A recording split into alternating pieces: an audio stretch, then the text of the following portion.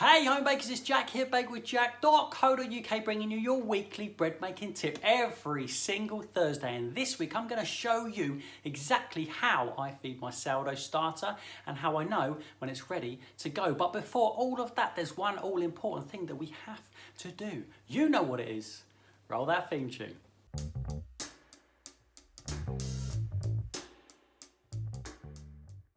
Hello and welcome back to the Bake with Jack YouTube channel, where I share with you a little bit of my bread making expertise every single Thursday. If that's your cup of tea and it's the first time you've seen this face, consider pressing subscribe before you go.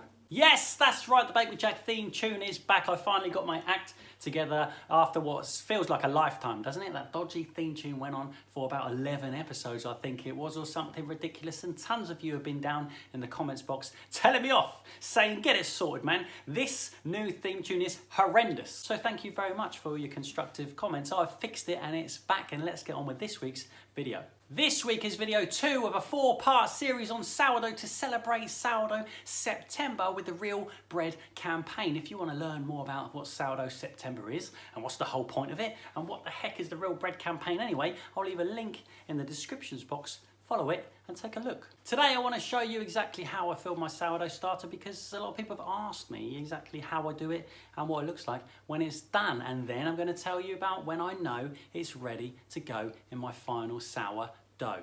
The oh so simple clues that I use to let me know when it's ready to go. And if you want to skip straight to that bit, just spin onto the video here.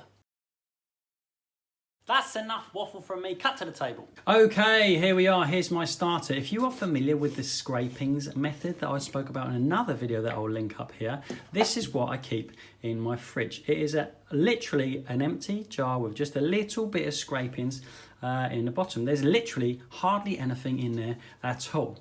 That's what I keep like that in the fridge, all ready for when I want to make bread.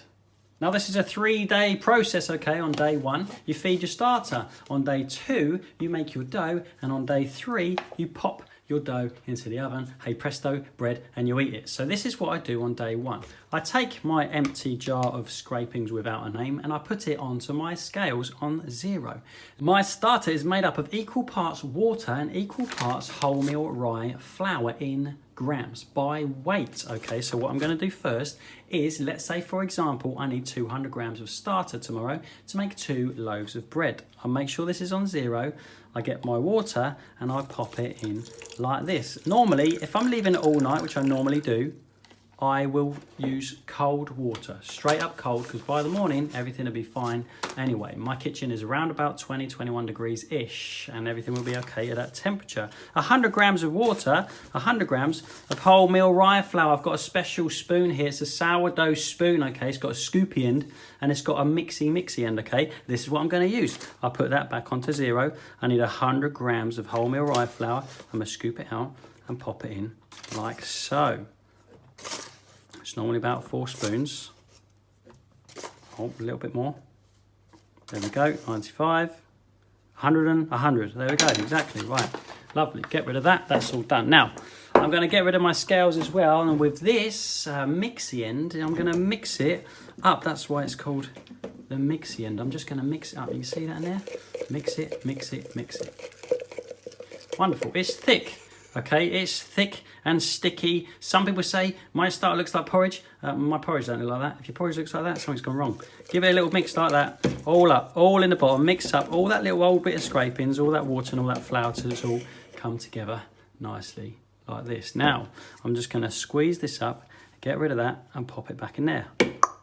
Now, with my scoopy end, I'm going to use this to push all my starter down flat. I'll show you this from the side in a minute. I'm going to push it all down. It doesn't have to be perfectly smooth or perfectly flat. The idea is we just need to know where it comes up to on the jar. Pop that in there. There we go. Get rid of that now.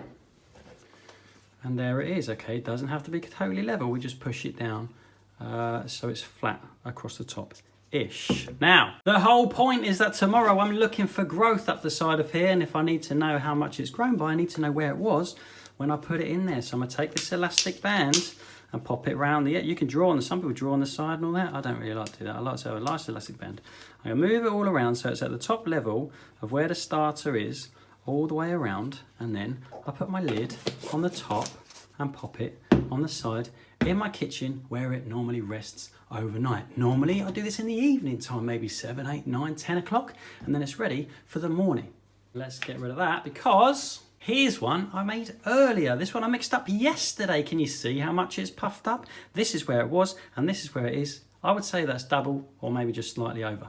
And that's it. That's how I feed up my starter. I just put stuff in it, mix it all up with the wrong end of the spoon and leave it on the side for tomorrow. There is no discard. There's nothing to throw away every time. And we spoke about this last week when I busted 7 sourdough myths. The following day when I make the dough, I take it all out, leaving just the scrapings again on clinging onto the edge and the bottom of the jar for next time, and I pop that in the fridge.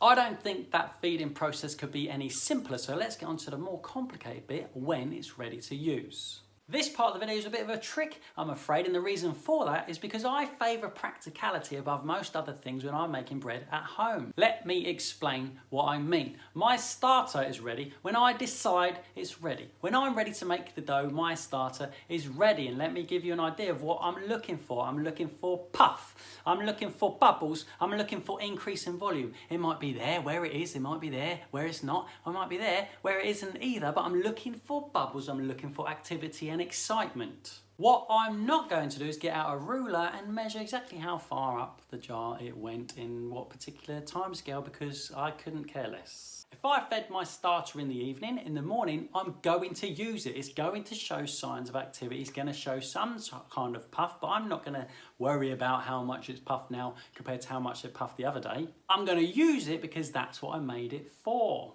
You can use your starter when it's high and you can use your starter when it's low.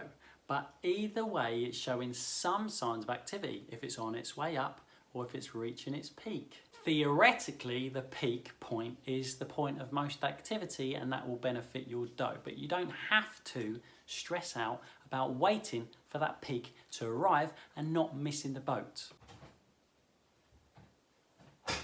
Just wait for the cat. So for this video, let's call the low down starter a young starter and one that's higher up a more mature starter. You can use your starter both ends of the scale. I don't know how young you can go, but based on the theory of acceleration, we need some sort of activity in there happening away before we hit it with the final dough. If we just fed our starter and left it on the side for 15 minutes and then hit it with the rest of the flour and the water in the recipe, it's going to be really slow off the starting blocks. We need some sort of push just to begin the activity, and then the fermentation will accelerate in our final dough. And so, working with principles, we can sort of figure out that a young starter will take longer to ferment, but it will have less acidity built up into that starter, and that will affect the flavour. A more mature starter will have more acidity. The older it gets, the more of that nail varnish pong it picks up, and the more acidity will be in our final loaf. However, fermentation will be shorter, and that affects the flavour too.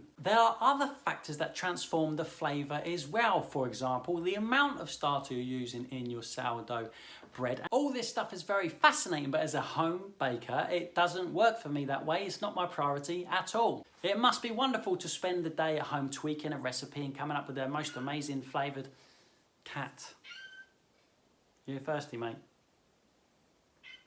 All right. I deal with sourdough on a base level. It must be lovely to be able to spend days perfecting a recipe and tweaking it and playing with the variables, but sadly, in what I do, that's just not possible for me. For me, it has to work, simple as. It has to be practical, meaning it's got to fit in and around my work life and my family life as well. If I feed a starter in the evening, I'm going to use it in the morning when I'm free. So within all this vague waffle, let's talk about minimum and maximum times you can leave your starter. As a guide, for my recipe, if your kitchen is around 20 degrees like mine normally is, I normally leave my starter out on the side overnight for somewhere between 8 and 10 hours. Sometimes I've been in a pinch and I forgot to feed my starter the day before, therefore having to feed it up in the morning and make the dough the same day, and I've made it nice and warm around about 35-degree water and left it for 6 hours to get some push, and then I've used it. Within those boundaries, you should be able to make my my loaf of bread in the time stated in the recipe.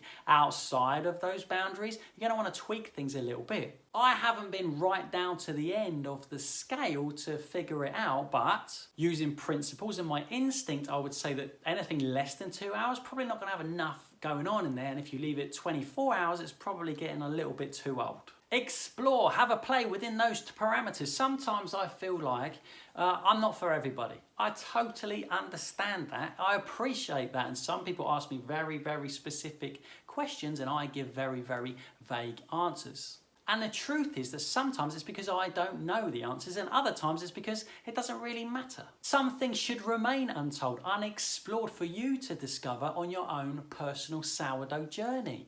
I could scientifically experiment with all the different variables and tell you exactly what to do with a stopwatch and thermometer, but then there'd be nothing for you to find out along the way, nothing to stumble across and go, hey, I like it this way, or oh, I think this works for me, oh, this could be the best loaf ever. I would have robbed you of that pleasure. There's no joy in a treasure hunt if I tell you exactly what the treasure is and exactly where you need to go to find it. It's not treasure then, is it? I know my approach is not for everybody, but if you want to know exactly what I do with my sourdough on a daily basis, you can check out video 101, which is a sourdough recipe start to finish, or the recipe that lives on my blog.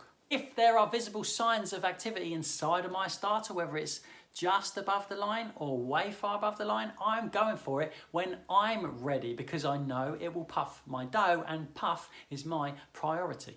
Listen, I hope this video has helped you out. I'm not sure how much it will do, but I was asked a lot to film this video. It's a little bit that should probably be tacked on to the beginning of that sourdough recipe start to finish video 101 that I did a long time ago. Tons of people ask me actually how I feed my starter and what it looks like, and I hope this is the one for you. I hope it's helped out. If you enjoyed this video, please click the thumbs up button and subscribe if you want to hang around for the next 2 sourdough videos, and then we're back to yeasted bread after that. Please click subscribe, and I look forward to seeing you next week for another bread making tip. See ya.